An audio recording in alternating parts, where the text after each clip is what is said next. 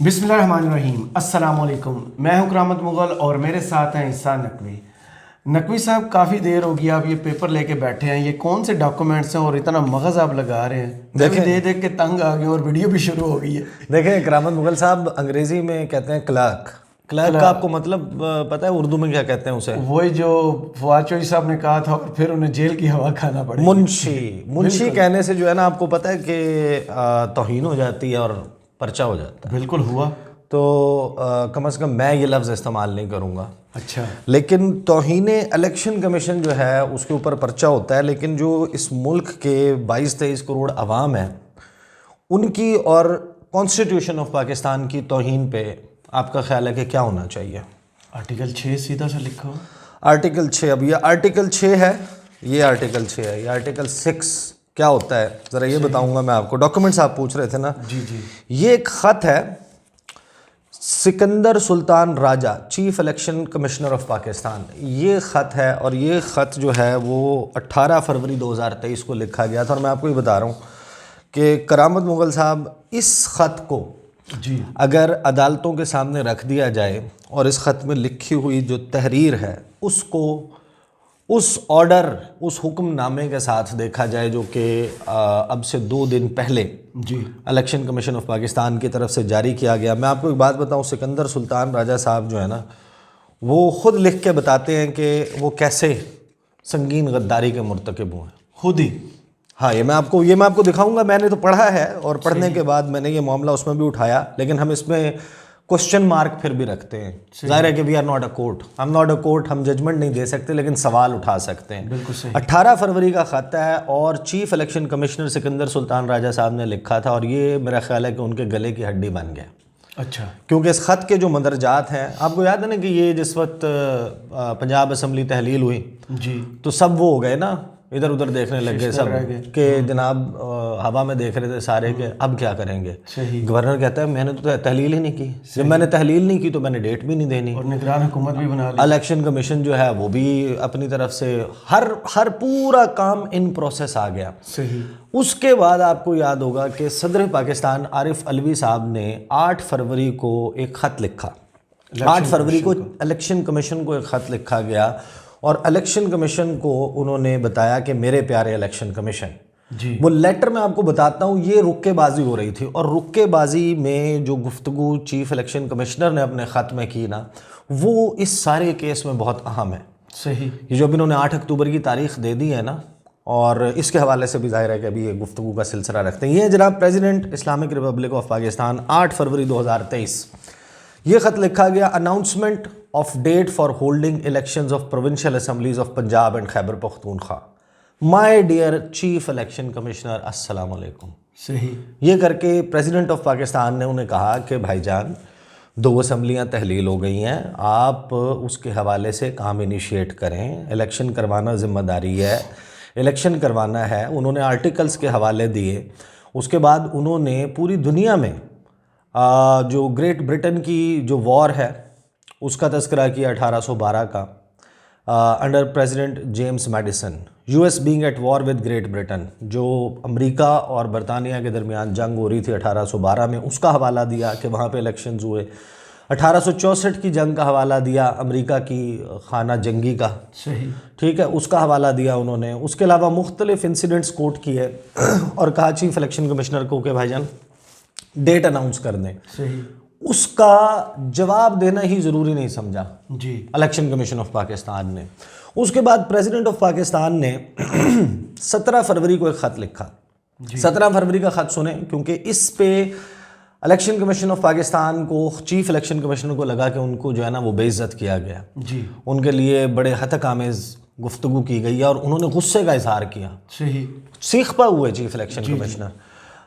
President of Pakistan وہ خط لکھتے ہیں, اب میں آپ کو اس کا ترجمہ بتا دیتا ہوں. وہ کہتے ہیں صدر مملکت ڈاکٹر عارف علوی کا چیف الیکشن کمشنر کو خط.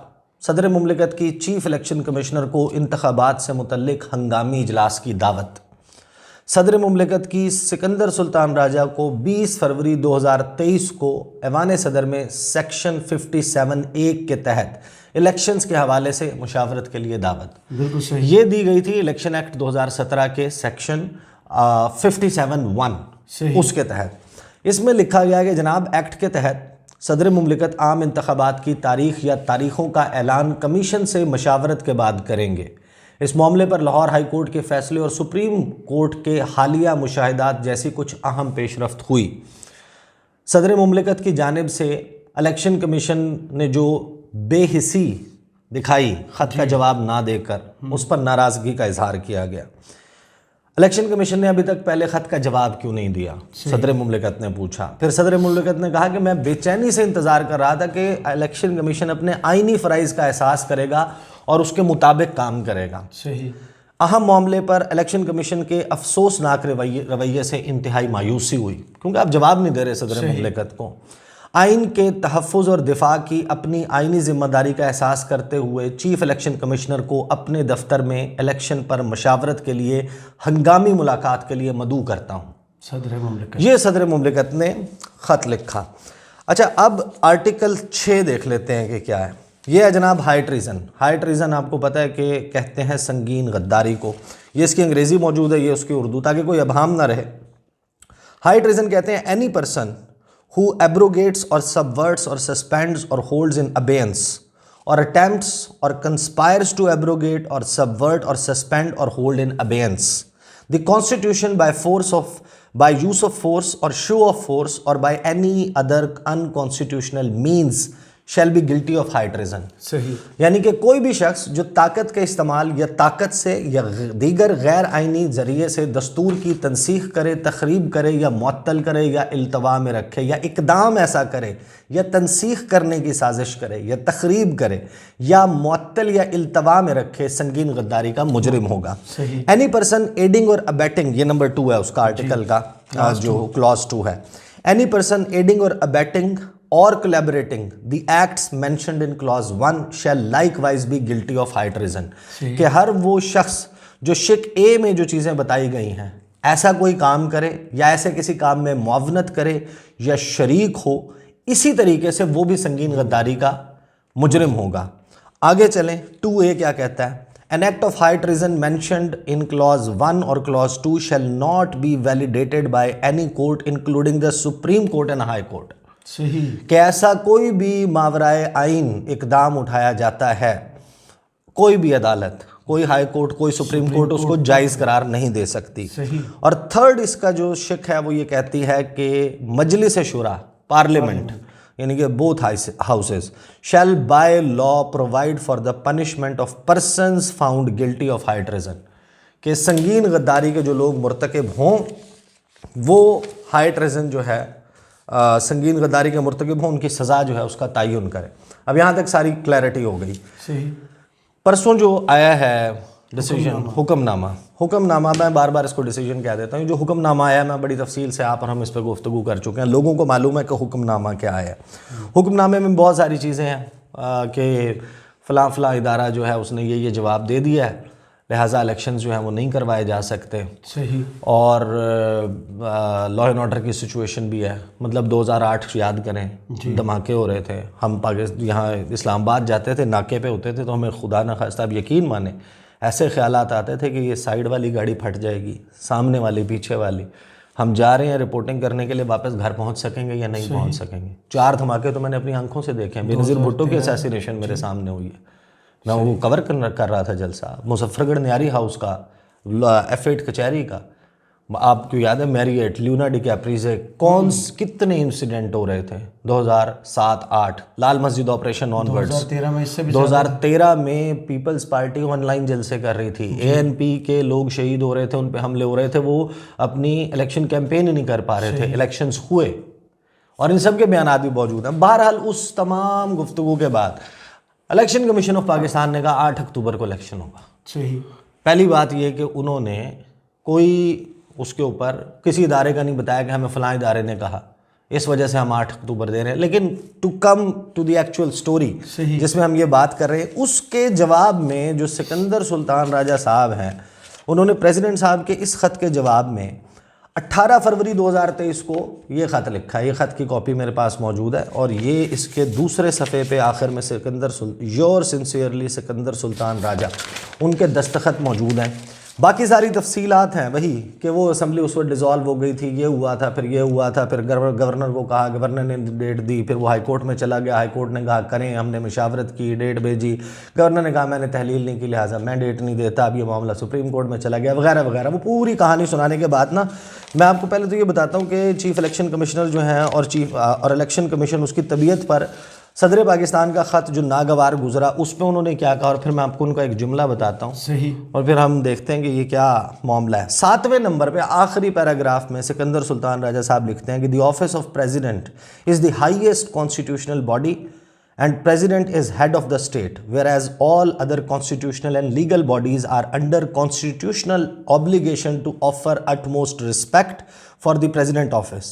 کہ جو صدر پاکستان کا دفتر ہے یہ سب سے بلند مرتبہ آئینی دفتر ہے، اور پریزیڈنٹ ہیڈ آف اسٹیٹ ہے، سربراہ مملکت ہے، اور تمام کے تمام دیگر آئینی اور قانونی ادارے آر انڈر کانسٹیٹیوشنل obligation، کہ ان کے اوپر آئین کی طرف سے یہ obligation موجود ہے، یہ پابندی موجود ہے کہ وہ مکمل طور پر احترام دیں گے صدر پاکستان کے دفتر کو.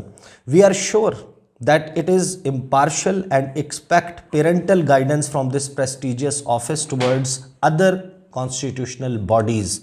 کہ ہمیں یقین ہے کہ یہ جو دفتر ہے صدر پاکستان کا یہ غیر جانبدار ہے، اور ہم اس سے پیرنٹل گائیڈنس لینا چاہتے ہیں، جس طرح والدین ایک بلند مرتبہ جو ہے نا وہ پدرانہ شفقت کا ہم وہ سمجھتے ہیں کہ ہمیں دی جائے گی، اور تمام کانسٹیٹیوشنل باڈیز کی. اینڈ ایکسپیکٹ، اور ہم یہ توقع رکھتے ہیں that there will be better choice of words.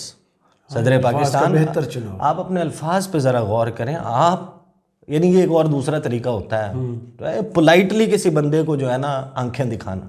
صحیح. یہ جناب سکندر سلطان راجہ صاحب لکھ رہے ہیں صدر پاکستان کو کہ آپ بہتر الفاظ نہیں چوز کر سکتے ہمارے لیے، کیونکہ ہم ظاہر ہے ہماری شان میں گستاخی ہو جائے گی.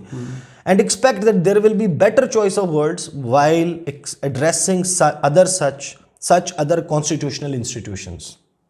یہ کہا انہوں نے. اب آ جائیں اس کے صفحہ نمبر 2 کا جملہ نمبر 1، یعنی پہلی لائن جہاں پر فل سٹاپ کے بعد ختم ہوتی ہے نا، یہ ہے جناب سکندر سلطان راجہ صاحب کا 18 فروری کا وہ خط جو ان کے گلے کی ہڈی ہے. صحیح. اور یہ اس کا جملہ یہ سپریم کورٹ آف پاکستان میں پیش ہوگا میرے خیال میں. دیکھیں 2 چیزیں ہوئی ہیں. ایک درخواست جو ہے، ایک خط جو ہے وہ لکھا گیا ہے عوامی مسلم لیگ کی طرف سے تھرو ایڈوکیٹ اظہر صدیق. صحیح. شیخ رشید صاحب نے لکھا ہے کہ اس معاملے کو ٹیک اپ کرے سپریم کورٹ. سپریم کورٹ نے بھی اب دیکھنا ہے کہ وہ اپنے فیصلے پر آج پی ٹی آئی بھی جا رہی ہے عمل.